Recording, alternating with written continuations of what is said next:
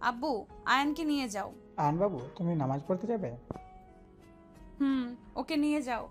Uncle আমাকে বাবু বলেন কেন? আমি তো বড় ছেলে। আয়ানের কথা শুনে ওইখানে থাকা সবাই হাসতে লাগলো। আয়নার সৎমা বলে উঠল, আসলে তো আয়ান বড় ছেলে, তুমি বাবু বলো কেন? এই আয়ান, যাও তো। বাবু বললে কি সমস্যা, যাও। আয়ান আয়নার কপালে চুমু দিলে সবাই হতভম্ব হয়ে গেল। লজ্জায় বড়রা সবাই অন্যদিকে তাকালো। আয়ান বলে উঠল, বউ কি খাবে বলো, আমি আসার সময় নিয়ে আসবো। কিছু খাবো না, তুমি যাও তো। আপু তুমি কিছু খাবে? এই বউ খালি সব কিছুতে না করে। তোমার যেটা ভালো লাগে ওইটাই নিয়ে আসতে পারো। তাও বলো। তুলি চিপস আইসক্রিমের কথা বলে দিলে আয়ান আয়নার থেকে বিদায় নিয়ে আয়নার আব্বুর সাথে চলে গেল। আয়না পিছনে ঘুরতেই দেখে সবাই মিটিমিটি করে হাসছে। আয়না লজ্জায় বলে উঠল, দূর, সবাই হাসো কেন? ওর কি এই বুদ্ধিটুকু আছে নাকি? ওর যেটা ভালো লাগে ওইটাই করে। ওর মন বলছে কিস করলে আমি খুশি হব, তাই দিয়ে চলে গেছে। তুই তো দেখি অনেক ভাগ্যবান রে। আয়নার কথা শুনে কয়েকজন বলে, মা মরা মেয়েটাকে সুখে দেখতে অনেক ভালো লাগে। দোয়া করি সুখে সংসার কর।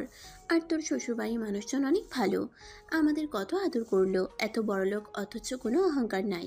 তুই সত্যি অনেক ভাগ্যবান রে। আয়না এসে বলে, হ্যাঁ, ওনারা অনেক ভালো। সত্যি নিজেকে ভাগ্যবতী মনে হয়।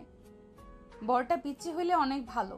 এখনকার ছেলে মেয়েদের দেখি না, ওর বয়সের সবাই কত ফাজিল টাইপের, মিথ্যা থেকে শুরু করে, এখন প্রেম করে উল্টিয়ে ফেলে। অথচ আয়ান একদম সরল সোজা। আমি যদি বলি, আমি যা বলি তাই করে। ওর চিন্তায় আমাকে কিভাবে ভালো রাখা যায়। আয়নার কথা শুনে তুলির আগে ফুঁসতে লাগলো।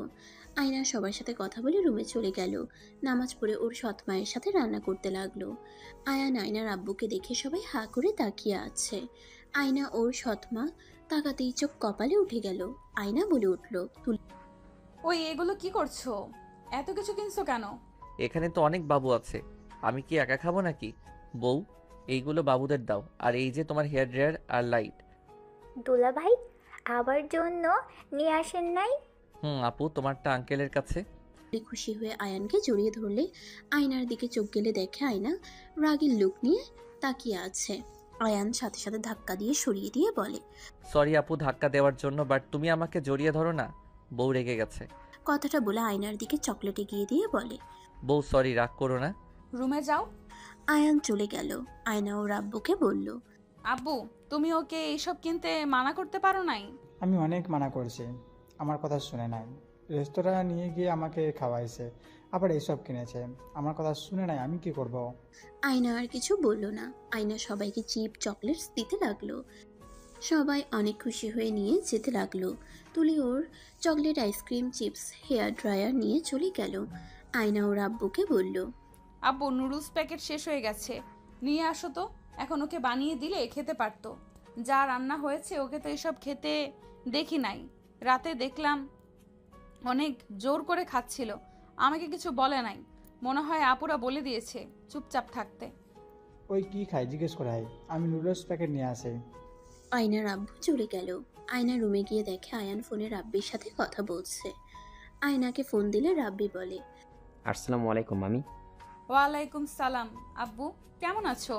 আয়নার মুখ থেকে রাব্বি আব্বু ডাক শুনে বলল, আমি তোমার এবং আব্বু হয় মামি, তাহলে আমার চারটাই মেয়ে। হিহি। মামি, মামা, তোমার কোনো মেয়ে নাই? আমার চারটা মেয়ে হয়ে গেছে। বউ তুমি আমাকে আব্বু না বলে ওকে কেন বললে?